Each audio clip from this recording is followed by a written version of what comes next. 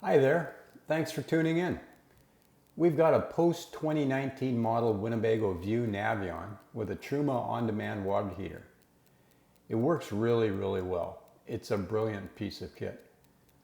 But the manufacturer, Winnebago, neglected to follow Truma's recommendations to install a shutoff valve configuration that would completely isolate the heater from the RV's freshwater plumbing system. As a result, the winterization process in the Winnebago Owner's Manual leaves you with an empty jug of the pink stuff, a large puddle of RV antifreeze fluid on your driveway, and a few unanswered questions. If you'd like to see what we did to fix this problem, stick around and I'll explain why we added the valve listed as valve E in this Truma diagram.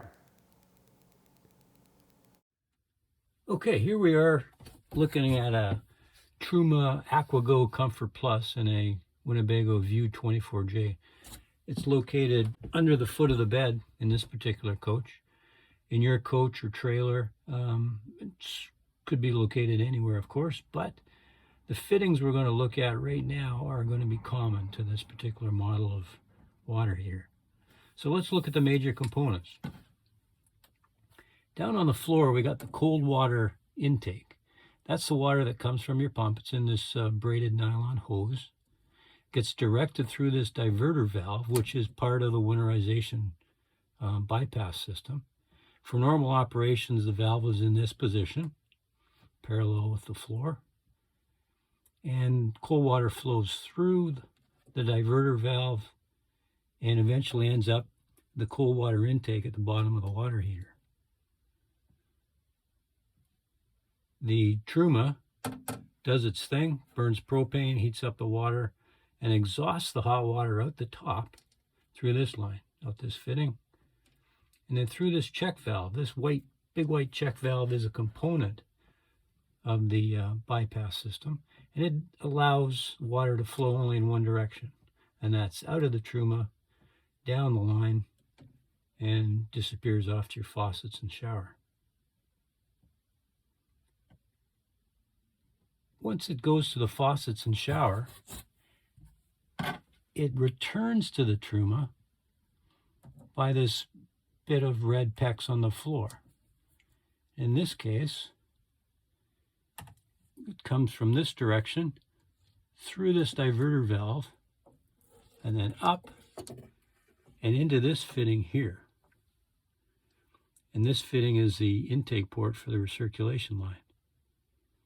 Heads back into the Truma. Truma does its thing, and then out the hot water exhaust port once again. So it completes the circuit. Cold water in, hot water out, recirculated hot water back, and into the Truma, where it again exhausts out the hot water tank. Okay, where does the hot water go once it leaves the hot water heater? Well, here's an example. We're under the sink in the kitchen in our 24J, and you can see they've color-coded the PEX lines to make this really straightforward. Here's a blue PEX line, and that's the cold water feed. It runs directly up to the faucet. And the red PEX is for the hot water, and here's the delivery line from the heater. If the faucet is open, it continues to run straight up to the faucet here. If the faucet is closed, then it finds another path back. And that path back is this recirculation line in the very back here. And that returns to the hot water heater. Let's now consider the winterization process. You've chosen to use RV antifreeze fluid. So that fluid is going to get siphoned out of a jug. It's going to flow through your water pump. And just like cold water delivery, it's going to flow down this line to the diverter valve associated with the bypass system. And if that diverter valve is not selected to force fluid up this line, it will, just like cold water, flow into your hot water tank. And that's what we don't want. So what Winnebago has you do as part of the winterization process and bypassing the hot water heater is reach down to this number 1 valve, the diverter valve for the cold water feed, and ensure that it's in the up position. And that's going to allow antifreeze to flow in the cold water delivery line, just like fresh water. Hit this diverter valve and not be able to go all the way around into your cold water intake. Instead, it's going to be forced up this red PEX line. It's going to get to this fitting, and because of this white check valve, it's not going to be able to backfill the heater via this fitting.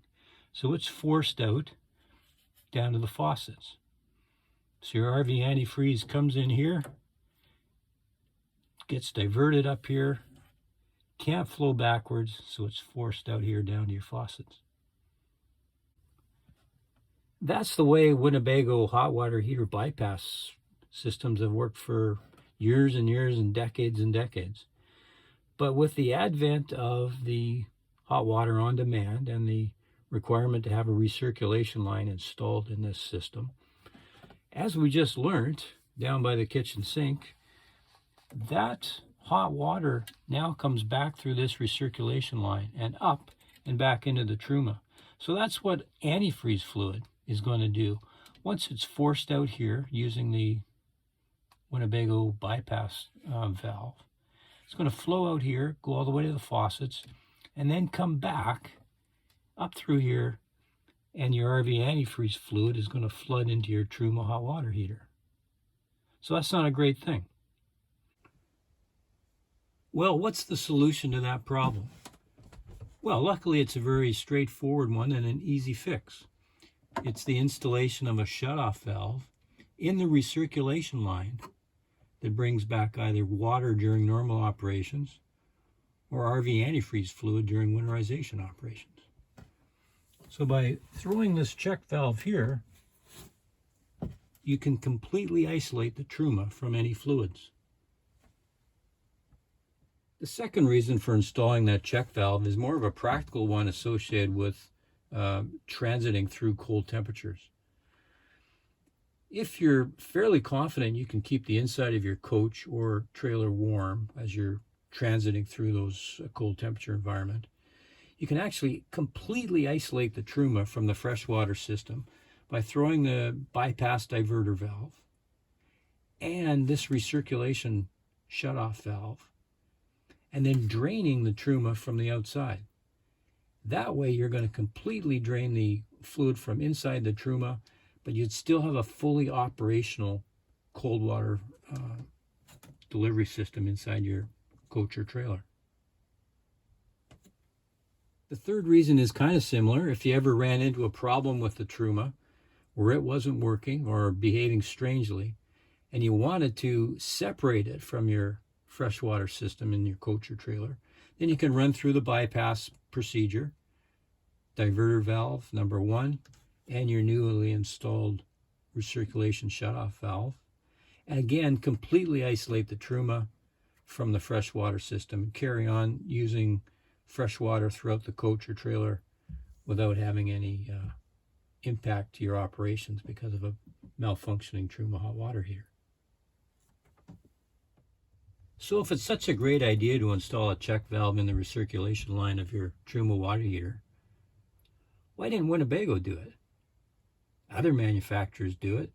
Truma actually recommends you do it. So what about Winnebago? Well, that's a great question.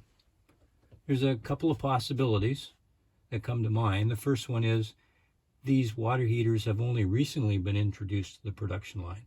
It's quite possible that they didn't think through the impact that this recirculation line would have on the winterization process. The other possibility is they just didn't want to break into the production line, install a new valve, deal with the labor associated with that and the cost. Don't know, but I've given you 3 great reasons why it's probably a smart thing to do. For us, it fits into the all-star category. We use that shutoff valve quite frequently. If you'd like more information on this particular mod, or you're looking for other mod ideas for your RV, head over to our website, our2020view.ca.